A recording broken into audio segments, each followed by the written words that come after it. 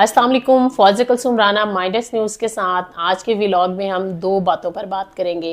पहली बात तो ये है जो सिविल नाफरमानी का मजाक उड़ाया जा रहा है, और दूसरी तशवीशनाक बात ये है कि जो सीरिया की सूरत हाल हमारे सामने आई है। तो सबसे पहले अगर हम अंदरूनी सियासत की बात कर लें तो उसमें हमें नज़र आ रहा है जी सिविल नाफरमानी 2014 में जो 126 दिन का इमरान खान का धरना था उसमें भी कॉल दी गई थी, क्या हशर हुआ था। फिर इमरान खान ने अपने खुद के बिल भी जो बनी गाला के थे वो जुर्माने के साथ जमा कराए थे। लेकिन लम्हा फिक्रिया इस दफ़ा ये है कि सिविल नाफरमानी की तहरीक से पहले एक जो बाइकॉट की कॉल दी गई है ना, और ख़ास तौर पर जो ओवरसीज़ पाकिस्तानीज़ उसको कैरी कर रहे हैं, और जो बात हो रही है कि तरसीलात ज़र जो हैं वो कम भिजवाई जाएँ या फिर अगर रोक दी जाती हैं तो फिर क्या सूरत हाल पैदा होगी। लेकिन ज़ाहिर है बिल्कुल तो रोक दी नहीं जाएंगी, क्योंकि जो कह लीजिए कि अगर PTI के फॉलोअर्स ये ऐसा करते हैं तो जो दीगर जमातों के फॉलोअर्स हैं वो वैसा नहीं करेंगे। लेकिन सवाल ये पैदा होता है कि ऐसा करेंगे या नहीं करेंगे। ये इंतहाई तशवीशनाक बात है पाकिस्तान के लिए। हमें इसमें सीखने की ज़रूरत है कि फौरी तौर पर जो हम माइनस न्यूज़ के ज़रिए भी बार बार हम ये बात कहने की कोशिश कर रहे हैं कि आपने डायलॉग को माइनस कर दिया, डायलॉग को प्लस करना होगा तो मसले का हल निकलेगा। अब आप देखिए कि जी अस्करी बैंक जो है वो दिवालिया होने जा रहा है, उसमें से आप अपनी रकूम निकाल लीजिए। ये सारा सोशल मीडिया भरा पड़ा है इन सारी चीज़ों से, और पिछले काफ़ी दिनों से हम इस चीज़ को देख रहे थे। हम अवॉइड कर रहे थे वैसे कि शायद इस मौजू पर बात ना ही करें। वो कहते हैं जितनी बात करते हैं उतनी बात फैलती है। तो अगर फौजी या अस्करी जो मसनूहात हैं उनके बाइकआउट की बात हो रही है, चाहे फौजी का सीमेंट है या दलिया, उस नाम से भी कोई चीज़ है, चाहे वो मेडिसिन भी हैं, तो अगर वो चीज़ें खरीदना ख़त्म कर दी जाती हैं तो आप देखें ये एक बहुत बड़ी तहरीक है और ये बहुत बड़ा बाइकआउट है और ये बहुत बड़ा नुकसान है। हमने तो कह लीजिए इस वर्दी से मोहब्बत सीखी है, हमने किताबों में भी, सिलेबस में भी, अपने इर्द गिर्द भी, और हमने बड़ा अप्रिशिएट किया हमेशा जो लोग फोर्सेस में होते हैं। ज़ाहिर उनकी सेक्रीफाइसेस हैं और हम मानते भी हैं, अगर हम बात करें ख़ास तौर पर दहशतगर्दी के ख़ात्मे के तनाजुर में।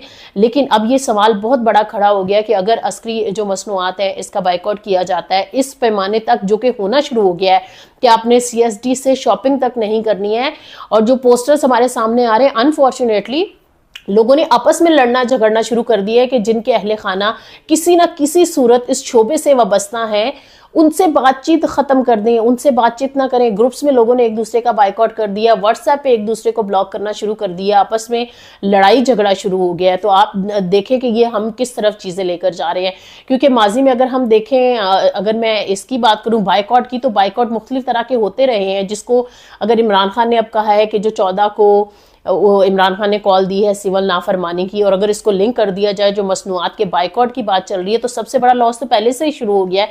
और अगर सिविल नाफरमानी में वो लोग शामिल हो गए जिन्होंने तहरीके इंसाफ को 8 फरवरी को वोट डाला था, अब ये देखें लोगों ने अपने दिल में रखा था, वो उन्होंने कहा था अगर आप किसी को उठा रहे हैं, पार्टी छुड़वा रहे हैं या जो कुछ भी कर रहे हैं वो हम सब देख रहे हैं, लेकिन ये वोट जो है ना वो कैदी नंबर 804 का ही है जिसका नाम लेने से पर्चा होता है। इस तरह की बातें जब हम फील्ड में जाते थे, रिपोर्ट करने की कोशिश करते थे, तो वो सामने आती थी। तो अगर सिविल नाफरमानी के तहत फिर एक इस तरह से इंतशार फैलाने की कोशिश की जाती है, और सिविल नाफरमानी सिर्फ यही नहीं है कि आप अपना बिजली का बिल जमा नहीं करवाएंगे या अपना गैस का बिल जमा नहीं करवाएंगे, जो कि लोग शायद अपने मीटर कटने के डर से शायद ऐसा ना भी कर पाए। लेकिन अगर कुछ लोगों ने, अगर कह लीजिए कि दफ़ा 144 है और आप इकट्ठे नहीं हो सकते, इज्तिमात करने शुरू कर दिए, मुजाहरे जुलूस निकालने शुरू कर दिए। हमने देखा है कि पाकिस्तान की एक बड़ी तारीख रही है इस हवाले से, चाहे जो जनरल अयूब का दौर हो उस दौर में भी हमने देखा है, फिर जनरल ज़िया के दौर में भी हमने देखा है पीपल्स पार्टी की एक बड़ी स्ट्रगल रही है, और ख़ास तौर पर 60s में हमने देखा है कि जो स्टूडेंट यूनियन है, तुलबा हैं, ये सब लोग निकले थे, वकला निकले थे। और अगर ये सब लोग अभी तक इस चीज़ को समझ नहीं पाए हैं तो ज़रूरत इस अमर की है कि इस चीज़ को समझ लीजिए। अगर ये बाइकआउट भी ज़्यादा देर चल गया तो फिर भी सही नहीं है, और हम अपनी इकॉनमी की सूरत हाल से पहले ही आगाह हैं। गवर्नमेंट के लिए और मुश्किलात जो हैं वो सामने आ रही हैं, लेकिन इसमें 2-3 सवाल हैं। वो कहते हैं ना देर है दुरुस्त है, जिस तरह फैसल वार्डा ने कहा है ना कि जो PTI का मैंडेट है इमरान खान का उसको तस्लीम कर लेना चाहिए, तो मैं कहती हूँ कि अगर अवाम ने वोट दिया है, जमहूर ने फैसला किया है, तो जमहूर के फैसले को माइनस मत करें, जमहूर को प्लस करें, तो मेरे ख्याल में हमारी जो पार्लियामेंट है ना वो भी ज़्यादा इफेक्टिव हो जाएगी। तो ज़रूरत इसी चीज़ की है कि इस चीज़ को ऐड ऑन किया जाए। दूसरा, जब हम पाकिस्तान की पॉलिटिक्स को देखते हैं, जितने भी ये गंभीर सूरत हाल बनी हुई है, इसके साथ साथ हमें नज़र आ रहा है कि बैनुल अक़वामी जो सियासत है वो भी एक बुरी तरह से कह लीजिए कि गर्दिश तशवीश में है और मिडल ईस्ट की सूरत हाल बहुत तशवीशनाक है। आप देख लीजिए जो एक अंदर खाते हमें मुकमका नजर आ रहा है अमेरिका और रूस का। एक तरफ तो आप कह लीजिए कि रूस जो है वो कोई जवाब नहीं देता है, सीरिया में जो रशिया के ठिकानों पर भी इवन हमला किया जा रहा है। और आप ये देखें कि इससे तो साफ नजर सूरत हाल अब जो डेवलप हुई है ना, उससे ये नजर आ रहा है कि कोई अंदर खाते डील जो है ना वो रूस, अमेरिका और इजराइल के बीच में हुई है, जो कि सामने शायद जल्द आ भी जाएगी। और उसमें अंडरस्टैंडिंग ये नजर आती है जी, शाम हमारा तो यूक्रेन तुम्हारा।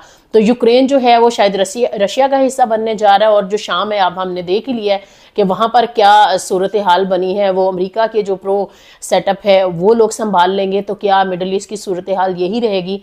मेरे ख्याल में शायद मुस्लिम हुकूमतों को या मुसलमान मुल्कों को भी सोचने की ज़रूरत है कि क्या आप लोगों ने कोई मुआशी या जो तमाम तर खुद सारी है वो हम नहीं लेना चाहते, हम पैदा नहीं करना चाहते, हम अपने अवाम को शऊर नहीं देना चाहते। अगर हम ये सोचते हैं कि कहीं मुश्किल पड़ेगी तो रूस हमें संभाल लेगा, कहीं मुश्किल पड़ेगी तो चीन हमें संभाल लेगा या अमेरिका हमें संभाल लेगा, तो ये कब तक चलेगा? अब जो सूरत हाल बनी हुई है, गजा की सूरत हाल हम सबके सामने है, यूक्रेन का तयशुदा फार्मूला भी हमें यहाँ होता नजर आ रहा है।